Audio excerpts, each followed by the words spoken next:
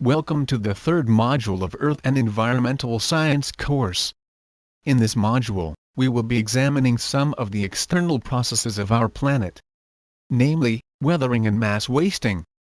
We will also examine soils and their importance. Earth's surface is constantly changing. Rock is disintegrated and decomposed, moved to lower elevations by gravity, and carried away by water, wind, or ice. In this manner, Earth's physical landscape is sculptured. Weathering, mass wasting, and erosion are called external processes, because they occur at or near Earth's surface, and are powered by energy from the sun. External processes are a basic part of the rock cycle, because they are responsible for transforming solid rock into sediment. Earth is a dynamic body. Some parts of Earth's surface are gradually elevated by mountain building and volcanic activity. These internal processes derive their energy from Earth's interior. Meanwhile, opposing external processes are continually breaking rock apart, and moving the debris to lower elevations.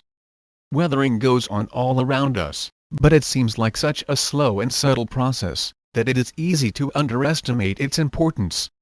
Yet, it is worth remembering that weathering is a basic part of the rock cycle and thus a key process in the Earth system.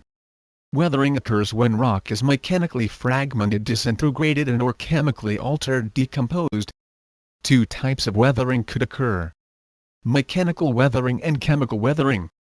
Mechanical weathering is accomplished by physical forces that break rock into smaller and smaller pieces without changing the rock's mineral composition. Chemical weathering involves a chemical transformation of rock into one or more new compounds.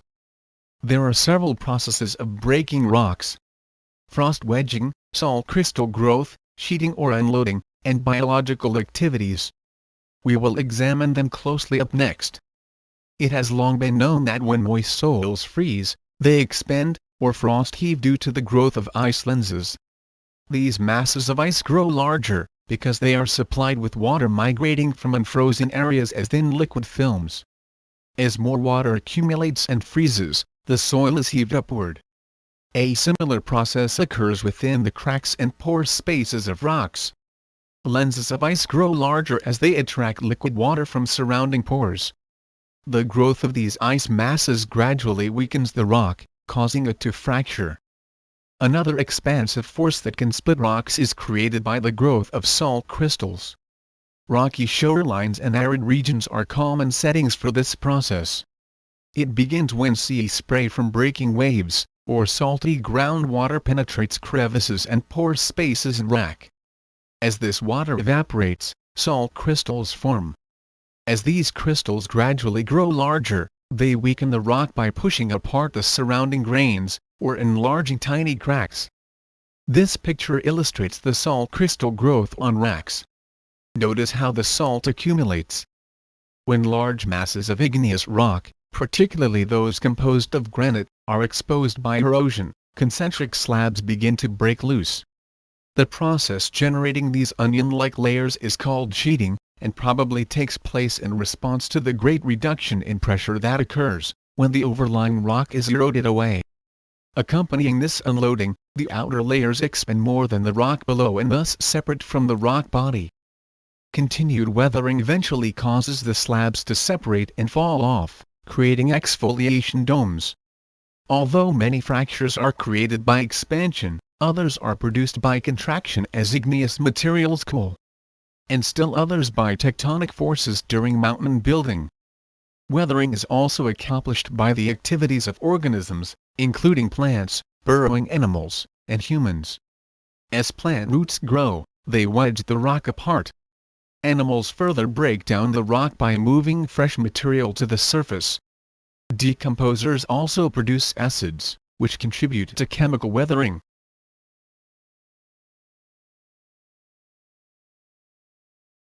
Chemical weathering involves the complex processes that alter the internal structures of minerals by removing and/or adding elements. During this transformation, the original rock decomposes into substances that are stable in the surface environment. This picture shows how chemical weathering alters a rock. Several factors influence the type and rate of rock weathering. Rock characteristics encompass all of the chemical traits of rocks, including mineral composition and solubility. Climatic factors, particularly temperature and moisture, are crucial to the rate of rock weathering. The optimal environment for chemical weathering is a combination of warm temperatures and abundant moisture. In polar regions, chemical weathering is ineffective, because frigid temperatures keep the available moisture locked up as ice, whereas in arid regions there is insufficient moisture to foster rapid chemical weathering.